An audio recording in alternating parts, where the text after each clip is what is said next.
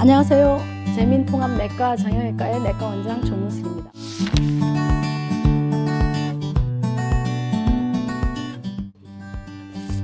네, 이번 시간에는 제가 지난번에 말씀드렸던 건강하게 100세 장수를 위한 두 번째 비만 저체중 피하기에 대해서 말씀드리겠습니다. 제가 오늘도 진료실에서 그 비만 환자, 특히 당뇨병 고혈압 환자는 비만을 동반한 환자가 굉장히 많습니다. 물론 안 그런 사람도 있지만 제가 보다 보니까 비만 환자인데 본인이 그 체중을 물어보면 체중을 측정한 적이 없다는 분이 굉장히 많으세요. 혹시 여러분도 체중을 측정한 지가 언제신가요? 저는 사실은 매일 아침에 일정한 시간에 체중을 측정을 하거든요.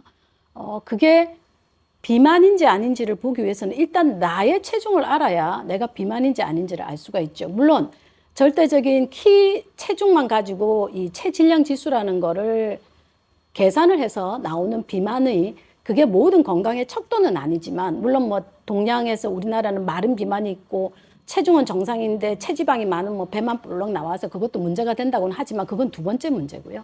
첫 번째는 내 키 대비 내 몸무게가 정상이냐 또는 정상을 벗어나 있냐가 굉장히 건강을 측정하는, 건강을 예측하는 지표가 됩니다.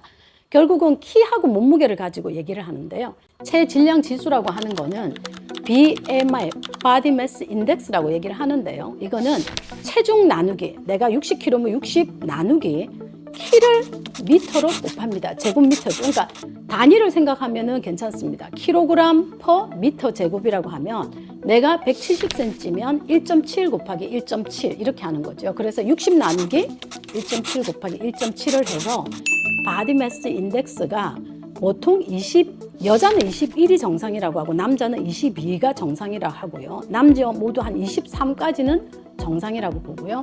24는 과체중, 25 이상은 비만이라고 합니다. 물론 30 이상 되면 고도 비만이고요.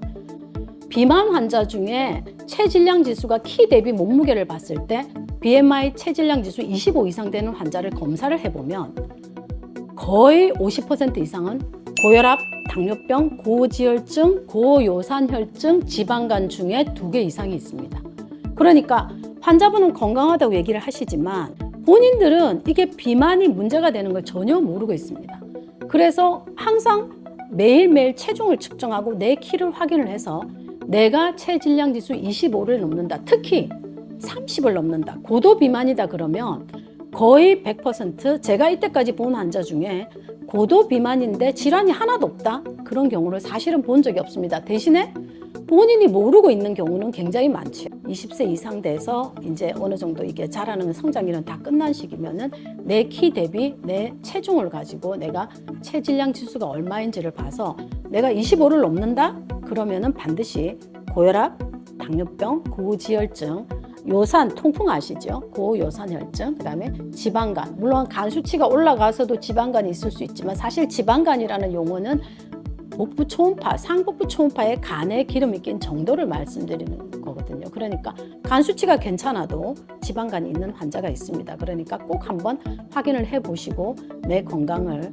정상적으로 챙기기를 바라겠습니다. 네, 그 다음은 저체중에 대해서 사실은 저체중은 우리의 관심을 좀 벗어나 있습니다. 모든 병원에서 치료하는 거는 비만에 대한 치료를 하고 비만에 대한 약이 나오는데 살을 찌우는 약이라는 건 사실은 별로 없거든요. 그런데 건강한 사람이 본인은 건강하다고 생각하는데 제가 저한테 찾아온 아주 저체중의 그 아주 대표적인 케이스가 그 환자는 거의 체질량 지수가 17밖에 안 돼요.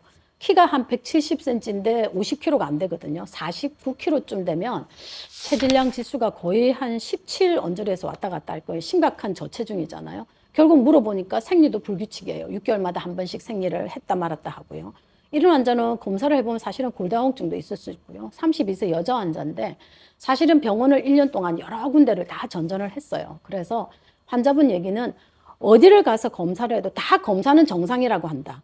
근데 빈혈 하나 때문에 내가 빈혈약을 먹고 있는데 약을 먹으면 괜찮아지고 또 약을 끊으면 좀 나빠지고 그걸 계속 반복하는데 나는 이 피로감, 이 무기력함, 이 직장 생활도 너무 힘들다. 온전 진짜 뼈마디가 아프고 나는 너무 힘들다. 이런 말씀을 하시는데 그러면서 이제 면역 검사를 하겠다고 오신 거예요. 뭐 면역에 대한 검사를 하면은 뭐 좋아진다고 해서 무슨 검사를 해주세요 이랬는데 제가 드린 말씀은 저체중이 온 게 결국은 20대에는 원래 환자가 그렇게 뚱뚱하지는 않았는데 그래도 한 체질량 지수가 뭐 20, 21 살은 안 쪘지만 정상 체중을 왔다 갔다 하다가 이제 직장 생활하면서 스트레스 받고 못 먹고 안 먹고 막 이러니까 환자분이 체중이 점점 빠진 거예요. 체중이 빠지다 보니까 본인은 체중을 증가시키기 위해서 밤마다 뭘 먹는다고 하는데도 사실은 체중이 증가하지는 않지요. 그렇게 해서는 빨리 증가되지는 않는데 이 환자는 실제 저체중이 본인의 전 생에 걸쳐서 지금 무기력하고 생리도 불순이고 이것 때문에 삶에 의욕이 없어지는 상태죠. 그러니까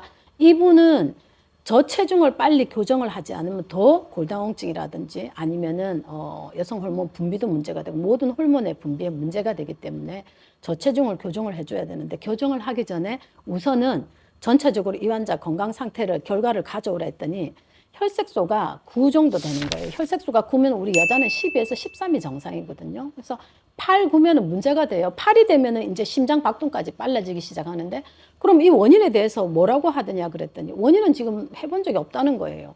그냥 약을 먹었다가 좋아지니까 뭐 약 먹고 난 뒤에 좋아지면 약 끊었다가 또 끊고 난 뒤에 또 나빠지면은 다시 먹었다가 이걸 지금 한 2, 3년을 반복한다고 하는 거예요. 그런데 사실은 빈혈은 굉장히 중요한 건강 지표가 됩니다. 특히 20대에 원인모를 빈혈들은 거의 없다시피 무슨 재생불량성 빈혈도 있고요. 악성 빈혈도 있고 그 다음에 몸이 안 좋아서 어디선가 궤양으로 해서 새는 빈혈도 있고 여러 가지 원인이 있으니까 사실은 이 환자는 저체중도 저체중이지만 빈혈의 원인을 교정을 해야 돼요. 그냥 약국에서 빈혈약 사 먹고 나는 좀 괜찮다 그러면 또 지나가다가 이렇게 반복을 하다 보면 문제가 될 가능성이 굉장히 많습니다. 그래서 이분에게는 첫 번째 본인에게 일어나는 문제는 빈혈을 먼저 교정을 하시고 그 다음 두 번째는 저체중에 대한 거를 반드시 오히려 저체중이 있는 환자도 이 피지컬 세라피를 해야죠. 저체중인 환자도 근육을 키우고 그 다음에 이 체중을 좀 증가시키는 그런 노력을